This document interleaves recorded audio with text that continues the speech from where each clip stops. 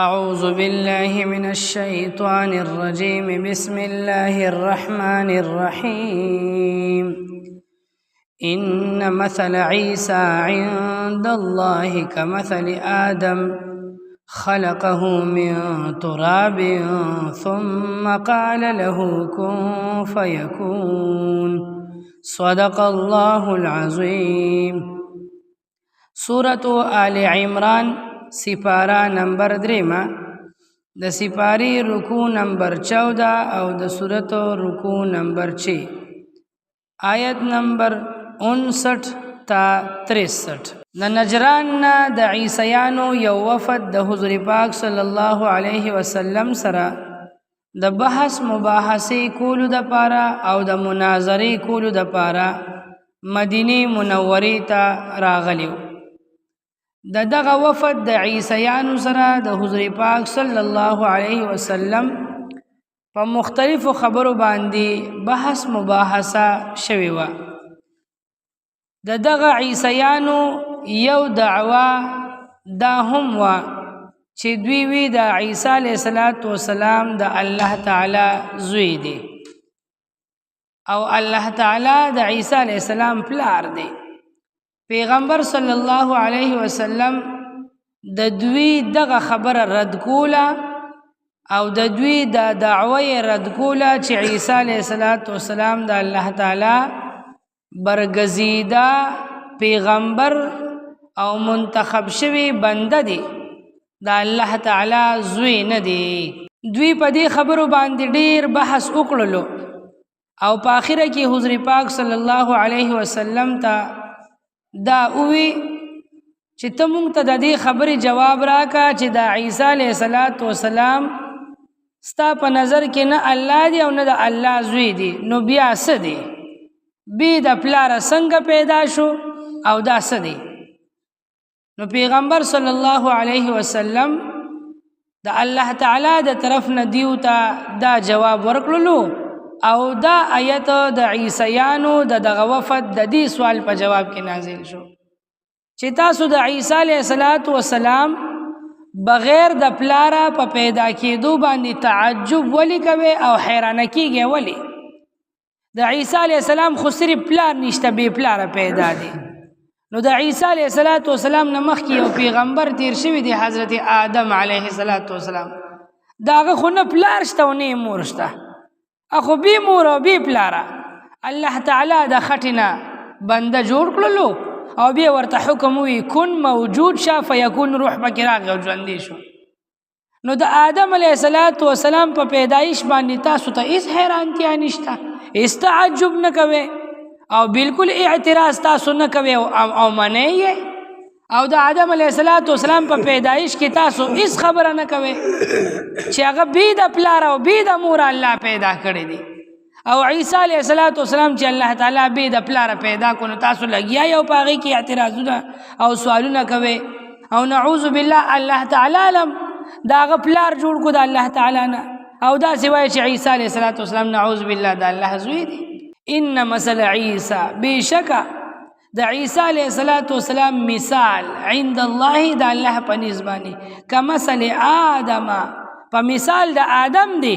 لکه څنګه چې آدم علیه السلام الله د خټ نه پیدا کو او حکم یې ورته وکړو د الله په حکم ژوندی شو. دغسې عیسی علیه السلام الله تعالی د بیبي مریم په خېټه کې وزیږولو او حکم د کن فیکون یې ورته ارشاد وفرمایلو، الله ورته حکم وکړو کن موجود شه او فیکون عیسی علیه السلام د بیبي مریم په ګېډه کې الله تعالی وزیږولو. جبرائیل علیه السلام پوک وخل او الله تعالی په کلمه د کن باندې عیسی علیه السلام پیدا کړلو. خلقه من تراب، آدم علیه السلام الله پیدا کو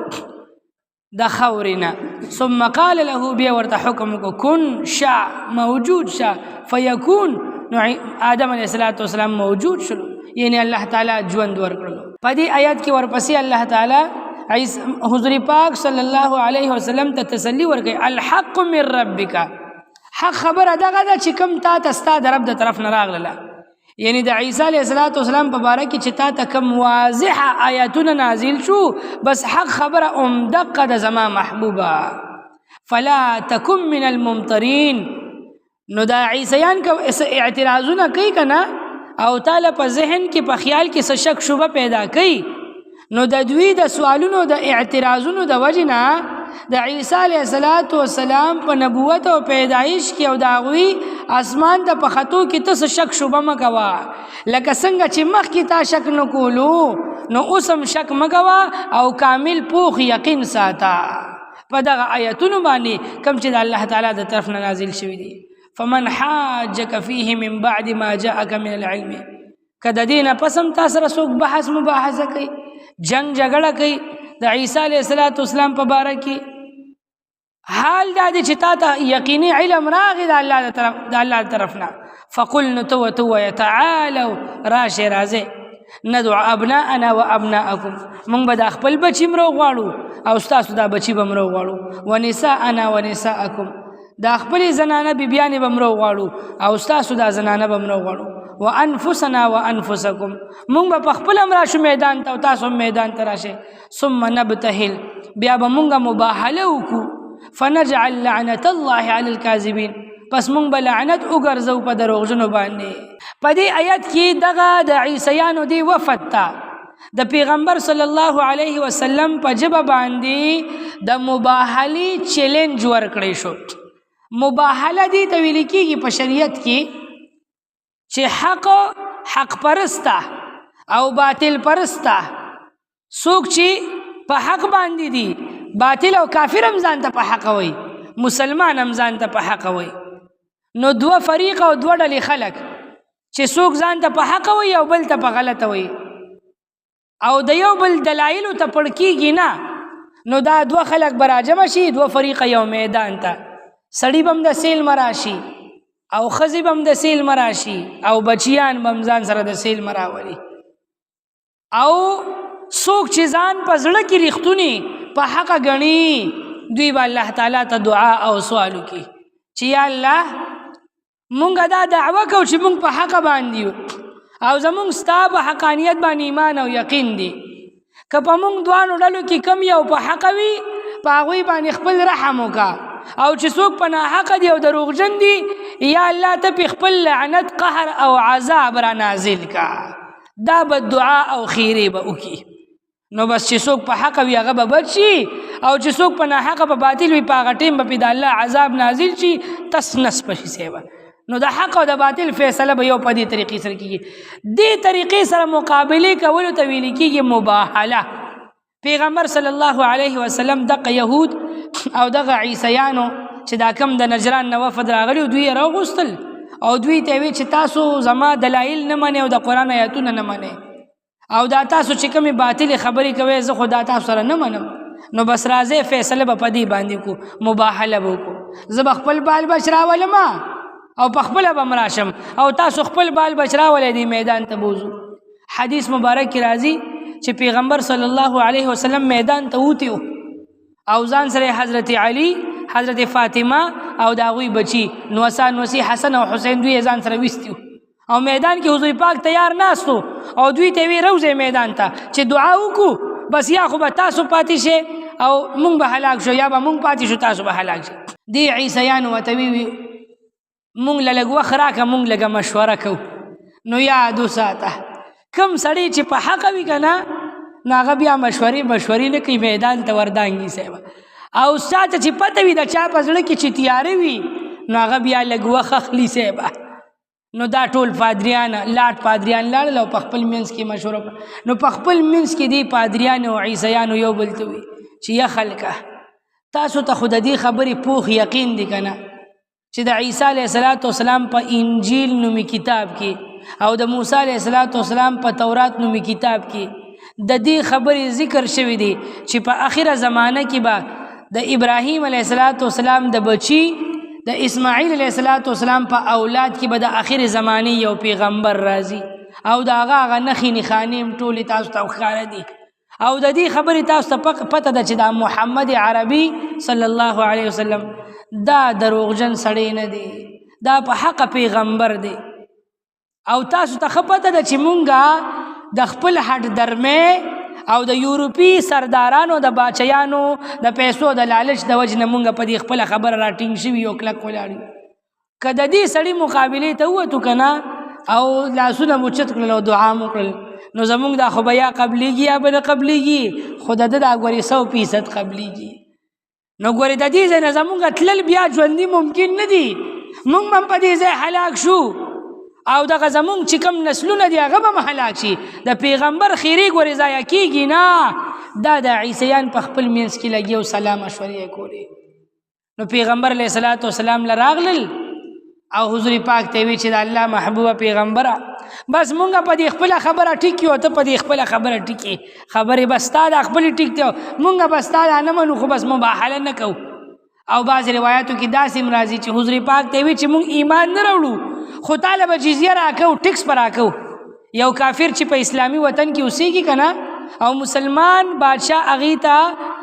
د ژوند حفاظتي سیکورټي ورکوي او هغوی ته سلامتیا ورکوي او هغوی ته حقوق ورکوي د اوسېدو حق ورکوي په خپل وطن کې نو کافر به د مسلمان په ملک کې بیا مسلمان بادشاه ته سرکاری حکومت ته به جزیه ورکوي ټیکس به ورکوي نو دوی جزیه ومنله چې مونږ به تاله جزیه راکوو خو مباهله نه کوو واپس لاړل صاحبه نو په دې آیت کې د دغه مباهلې ذکر دی د مباهلې په باره کې یو مسله یاد وساته قرآن پاک کې د دې خبرې تفصیلی ذکر او وضاحت نشته چې آیا دا مباهله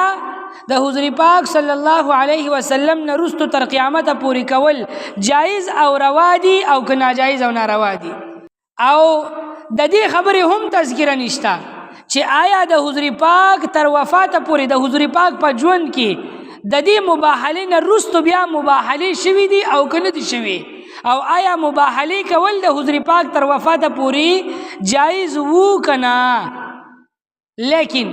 زمونږ د فقهای احناف زمونږ د امام اعظم ابو حنیفه رحمت الله علیه د مذهب حنفي چې کوم فقها دي د هغوی رای دا ده د قرآن د دې آیتونو او د حضور پاک د بعضو احادیثو په رڼا کې چې مباهله د حق او د باطل په منځ کې تر قیامته پورې کول جایز او روا دي مسلمانان د باطل خلکو او د باطل عقیدو والا خلکو سره مباهله کولی چې په هر زمانه کې او دا جایز دي خو دغه مباهلې دپاره بیا یو څو شرطونه دي یو شرط پکې دا دی چې دا مباهله په دنیاوي کارونو کې نه وي صاحبه د دنیا په معاملاتو د دنیا په کارونو کې به مباهله نه کیږي او یو شرط پکې دا دی چې دا مباهله څوک کوي نو په دې کې به انا پرستی نه وي خپل ځان ښودل او ریا او انا دا به غرض او مقصد نه وي صاحبه غرض او مقصد به صرف د الله تعالی رضا د اسلام دفاع کول به غرض او مقصد وي او یو شرط پکې دا دی چې دروغجن سړي سره به مباهله نه کیږي دوکهباز دروغجن سره به مباهله نه کیږي هغه څوک چې دروغجن وي او په خپلو دروغو کلک ولاړ وي او ضد او عناد هم کوي کاذب معاند سره مباهله کول جایز او روا دي او یو شرط پکې دا دی چې مباهله به په هغه عقایدو په هغه نظریاتو په هغه مسایلو کې کیږي چې هغه قطعي او یقیني وي او د اسلام بنیادی عقاید وي لکه منځ روژه حج زکات قرآن کلمه د شهادت عقیده د توحید عقیده د رسالت عقیده د آخرت وغیره داسې بنیادی عقایدو کې به د کفارو د باطلو سره که مسلمانان مباهله وکړي نو جایز دي او په فروعي په جزئی او په اجتهادي مسایلو کې مباهله کول جایز او روا نه دي لکه دا جایز نه دي چې اوس د مذهب حنفي علما را پاسي او د امام شافعي صاحب د مذهب علما ته وایي چې راځي چې مونږ په آمین بالجهر باندې مباهله کوو یا په قرات خلف الامام باندې مباهله کوو یا مړی اوري او کنوري په دې باندې مباهله کوو نه په دې قسمه اجتهادي او فروعي او په دې مسایلو کې به مباهله کول جایز او روا نه وي مباهله به صرف د باطلو سره کیږي او په بنیادی عقایدو کې به او په قطعی مسایلو کې به مباهله کیږي ان هذا له القصص الحق وما من اله الا الله. پدې آیت کې حضور پاک تعالی تسلی ورکړي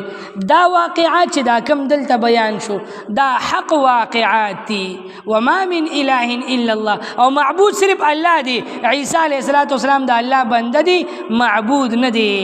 نه الله دی او نه دا الله زوی دی. وان الله له العزیز الحکیم بشک الله تعالی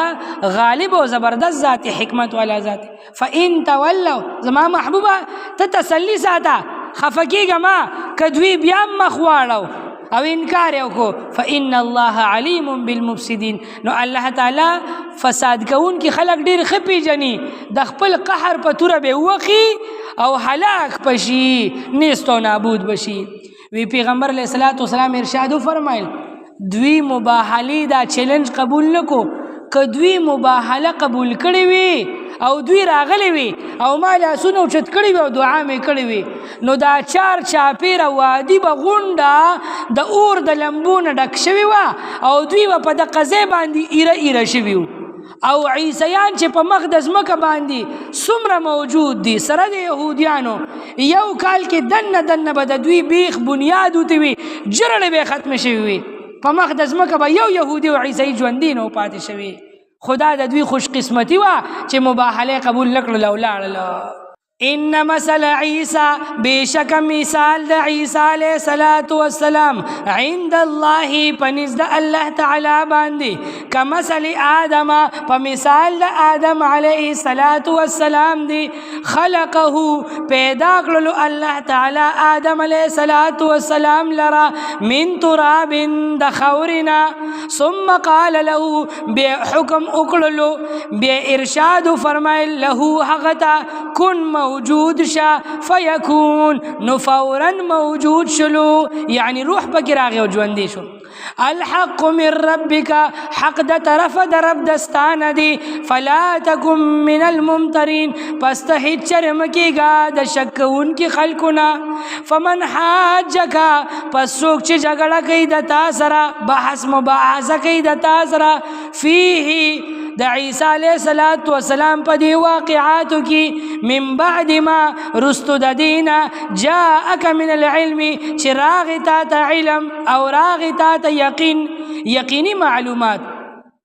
فقل نو بست اوایا دوی ته زما محبوبه پیغمبره تعالو راشه تاسو ندعو ابناءنا روب بلو منگ خپل زامن و ابناءکم او ستاسو زامن و نساءنا او خپل بیبیانی و نساءکم او ستاسو زنانا و انفسنا او منگ پخپل هم راشو و انفسکم او تاسو پخپل هم راشه ثم نبتهل بیا بمنگ مباحله اکو یعنی خیری با اکو دعا با اکو فنجعل پس من با اگرزو لعنت الله لعنت دا اللہ تعالی علی الكاذبین پدرو جنو خلق باندی. ان هذا بشک دا واقعات لهو القصص الحق حق واقعات تی حق قصه دی وما من اله او نشتد لائق دا عبادت ہی سوک الا الله مگر یو الله تعالی دی وان الله او بشک الله تعالی لهو العزیز الحکیم دغه ذات غالب ذات دی حکمت والا ذات دی. فإن تولوا بس کچرت دوی مخواړولو انکار وکړلو فإن الله نو بشک الله تعالی علیم با خبر ذات دی بالمفسدین په فساد کون کی خلق باندې علیم بالمفسدین خپی جنی فساد کون کی خلق لرا. سبحان ربك رب العزة عما يصفون وسلام على المرسلين والحمد لله رب العالمين برحمتك يا أرحم الراحمين.